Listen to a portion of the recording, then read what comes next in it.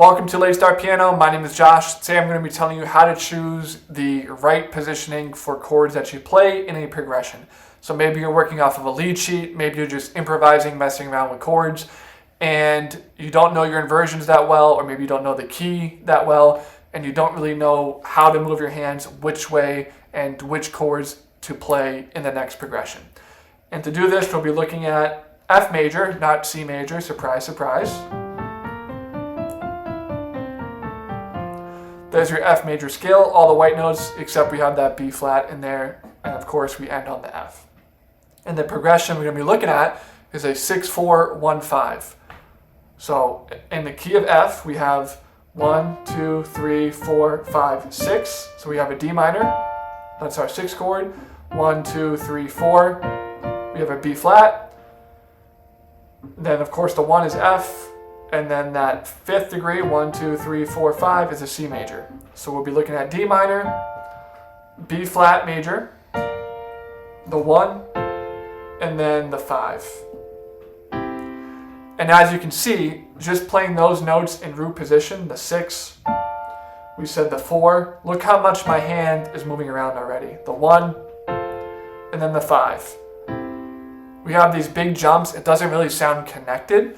And it's actually harder to play than just using inversions because you're changing your hand position so much. On every chord, you're changing your entire hand position. And we don't really need to do that as pianists. We can just use chord inversions. So let's say we had that progression. We're in this key. What are some things that we want to think about before we just change? Well, we start on the 6th chord, which is D minor.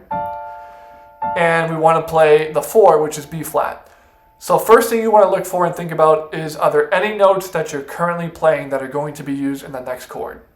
So right now we're in D minor and we want to play a B flat major.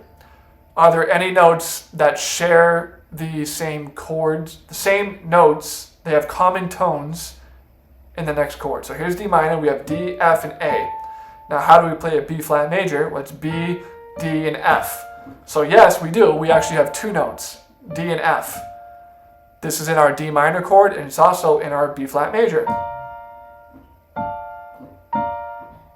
So we can use chord inversions. It wouldn't make sense for us to just play it in root position, because instead of changing one note, just literally moving this up by a half step, we would have to move all 3 and jump down here or even jump up here. So that's the first thing you want to look for. Are there any common tones between the chords? If the answer is no, there are no common chords, then you want to move up in whole steps at the furthest, right? So let's say we wanted to play, an E flat major. So we want to go from D flat major to E flat major. Well, none of these are in E flat major. There's no D in E flat major, there's no F in E flat major, and there's no A in E flat major. So we would have to move our hand and we would have to change fingers completely. So what we would look for is anything in a half step, meaning the notes right next to each other, or a whole step, you skip one note. And the answer is yes. We can move this note up a half step, which is good. This was playing F, we can move it up a whole step, which is good. And this we can also move up a half step. So still pretty close together, right? We're not doing this. We're not going from here and jumping way down here. That's a bigger jump. Look at this. This is not going from here to here. Is a third, right? We don't want to play thirds. We want to play at least seconds. So instead of doing that, we jump up. That's just one example. If no notes share the same chord. No notes are shared between the 2 chords. But back to our original example. So we had the 6, then we had the 4. Now we want to play the 1. So again, we did the same thing. Do we have any notes that we already have in common? Yes, we have an F. And these 2, it's a whole step apart, and this goes down a half step. So we have the D. We have the 4. Then we have the 1. And then we're going to end on the 5. Same thing. This goes down a whole step. This goes down a half step. And that's how you want to think about this. So the full thing.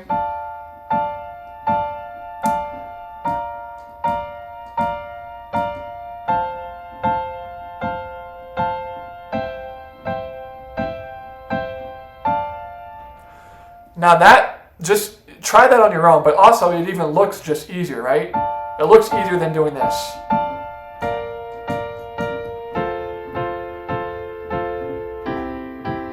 And it sounds better. It sounds much more together. We said 1.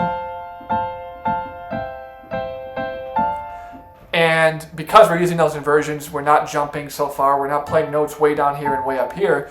It sounds much more connected and fluid, okay? Especially once you start adding in bass notes.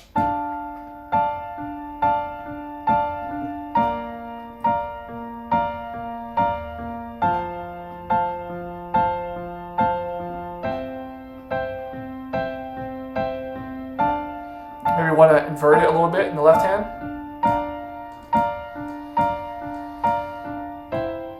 Oh, we said 6 4 1 5. Yeah, 6 4.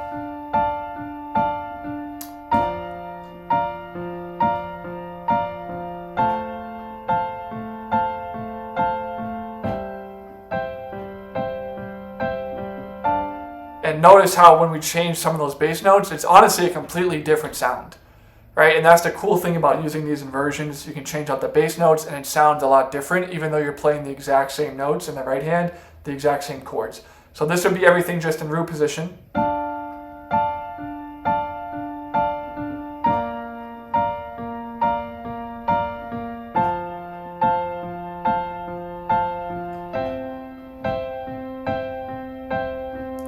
And now we can just use some inversions.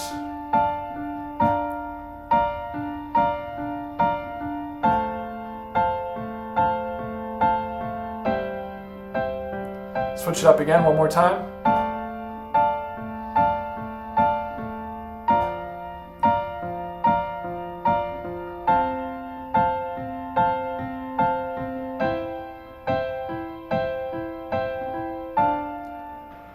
Right, so hopefully you can hear that, how much of a difference it makes just by changing these bass notes, and also just by changing the inversions, or playing inversions in general. So those are some things you want to look for. Those are the sounds that you're looking for. These are things that you want to be aware of, even if you weren't aware of them until you've seen this video. Because when you're listening to music, which is such an important part of becoming a good musician, you want to be listening for these things. You want to be listening, okay, what's the bass note doing? How does it relate to the chord up top? Is it just in root position? Is it in first inversion? Is it in second inversion? Right? What do these chords sound like? Why do they sound like that? And just take note of them when you hear them. So I am offering lessons right now via Zoom. I can show you how to improvise. We can talk about chord inversions, different progressions, anything that you want to think of. I can help you with. I specialize in helping the adults who have no prior musical experience. So if that's you, that's who I specialize in. I've helped a lot of people just like you before, and I can help you as well now. So leave me a comment down below. I'll reach out to you and we'll get started on your lessons. Again, my name is Josh with Play Star Piano, and have a great rest of your day.